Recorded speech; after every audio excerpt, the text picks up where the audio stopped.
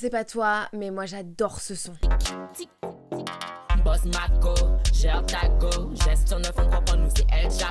C'est un son de l'artiste martiniquaise Maureen et le moins qu'on puisse dire, c'est que quand c'est sorti en avril 2021, ça a tout pété. Bienvenue dans la Groovebox, l'émission évidemment qui décrypte l'origine de tes sons préférés. Aujourd'hui, on parle du chata. Alors c'est quoi le chata, d'où ça vient et comment c'est arrivé dans nos contrées? Eh bien grâce à cette magnifique vidéo, tu vas devenir un ou une experte de ce style musical. N'hésite surtout pas à t'abonner, ça fait toujours plaisir. Putain, je ne sais pas faire de clin d'œil, c'est une dinguerie. Attends. Non, on dirait que je suis en train de décéder sur place. On va passer à autre chose. De base, le chata, ça vient de la Martinique, mais c'est aussi un dérivé, un sous-genre du magnifique, du grand, du beau dancehall. De base, le dancehall, ça vient de Jamaïque et c'est né dans les années 70. Et là, très rapidement, faut du montage, une petite compile de mes sons dancehall préférés.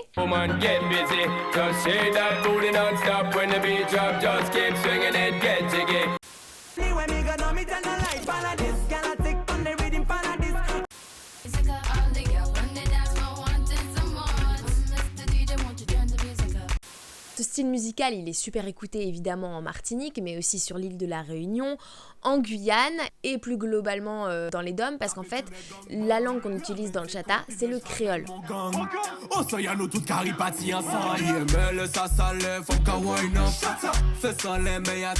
Mais pas que, on parle aussi beaucoup français, anglais et même parfois un petit peu d'allemand. Mais parlons de l'origine du mot chata. Alors Maureen, qui était l'une des représentantes emblématiques, et elle dit que ce mot, ça veut dire cool. Mais il y a aussi des sources qui disent que chata, ça veut dire gangsta en jamaïcain. Mais la question qu'on se pose, c'est qui a inventé le chata?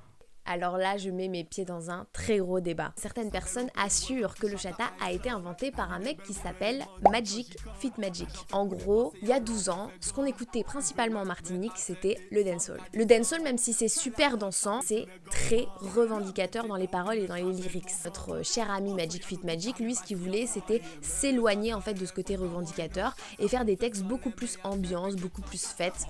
S'amuser quoi.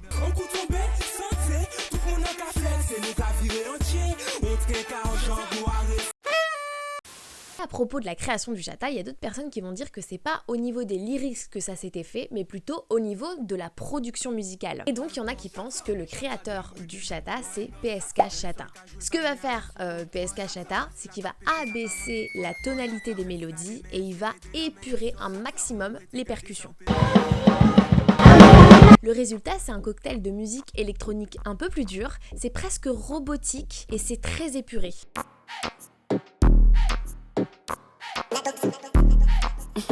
Bambi sort du chata, c'est drôle hein. Il y a même un côté super digital en fait.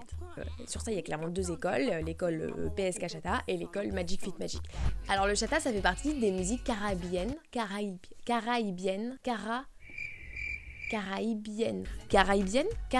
c'est ça? Donc c'est un style de musique des Caraïbes. Je l'ai joué safe. Et dans le style un peu du chata, on trouve aussi le bouillon. Clap, clap, clap, je ne parle pas d'applaudissements. Quittez bon temps, chaper quand on l'auto-reprogrammé. On trouve le guadabouillon, le bouillon soca et le jump up et encore plein d'autres qui se dérivent un petit peu du style original. Mais du coup, ma question est la suivante. Comment on fait un bon son chata? Alors, c'est simple et très compliqué. La base, c'est la basse. Une bonne grosse basse. Une bonne grosse. Avec des percussions qui te niquent la gueule. Le langage fofo, les percussions qui te niquent la gueule, ça veut dire des percussions très sèches. En vrai de vrai, quand t'analyses une prod chata, c'est criant de simplicité. Mais tous les producteurs qui font ce style de musique, ils vont te dire que c'est une vraie galère. Parce qu'en fait, c'est trop compliqué de trouver l'essence d'un morceau. Là, c'est vraiment le fait d'épurer fois 1000. Et trouver l'essence d'un morceau, c'est super dur. Parce qu'il faut passer par plein de strates pour se dire que bim, on a trouvé the son, le truc qui va marcher quoi.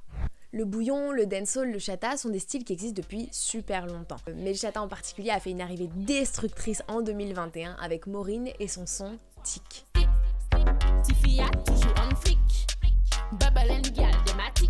Ce son, il a été utilisé lors d'un défilé Thierry Mugler. Mais le chata, c'est aussi des meufs. Des meufs fortes, revendicatrices, qui n'ont pas peur de s'assumer et qui n'ont pas peur du tout d'envoyer chier les mecs et de montrer toute la puissance féminine. Pas me casser les couilles. Non mais oh, enfin les ovaires, du coup. Ce qui est trop cool en fait dans ce style musical, c'est que les femmes, elles sont omniprésentes. Comme citer Chrissy ou Shannon qui sont des vraies représentantes du chata. Et go girl en fait. Je vais pleurer. Il y a un journaliste qui a écrit sur le chata et il disait que ce style musical était à la fois avant-gardiste et en même temps très ouvert. Et je suis très d'accord. C'était Philippe Lelewin. Je sais pas si on prononce comme ça, désolé Philou, je t'embrasse. Il est littéralement en train de devenir une petite révolution et pour moi ça va vraiment exploser. Et l'artiste Blaise Faya qui fait beaucoup de chata, lui il commence à jouer tout doucement en Colombie, en Chine, à vraiment être totalement à l'international. Et sur ce, il y a ma manche qui tombe. Ça veut dire quoi? Ça veut dire que je dois me mettre à poil devant vous? C'est quoi ça? Et vous allez voir, dans quelques années, moi j'ai l'impression que le chata ça va vraiment devenir aussi connu que l'afrobeat quoi. Moi je vous ai préparé une petite playlist spéciale, évidemment on est dans Groovebox donc il faut y aller jusqu'au bout. Moi je vous embrasse et je vous dis à la prochaine pour un nouvel épisode.